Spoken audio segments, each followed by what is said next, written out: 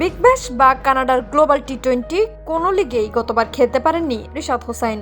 এবার পিএসএল এর ছাড়পত্র পেয়েই আগুনের মতো জ্বলে উঠলেন তিনি। প্রথম ম্যাচেই বাজিমাত, পিএসএল এর দল লাহোর কালান্দার্সকে এনে দিয়েছে কাঙ্ক্ষিত জয়। 4 ওভার বল করে মাত্র 31 রান দিয়ে নিয়ে নিয়েছেন 3 উইকেট, যার মধ্যে দক্ষিণ আফ্রিকান রাইলি রুশোর উইকেটটি খুবই তাৎপর্যপূর্ণ। রুশো 19 বলে 44 রান করে রিশাদের বলে বোল্ড আউট হন।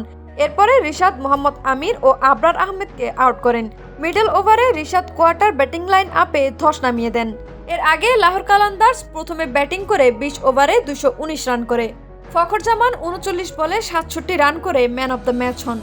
জবাবে কোয়েটা গ্ল্যাডিয়েটর্সের ইনিংস 140 রানে গুটিয়ে যায়। 79 রানের জয় পায় লাহোর কালান্দার্স। আগামীকাল রাত 9টায় লাহোর কালান্দার্স মুখোমুখি হবে করাচি কিংসের।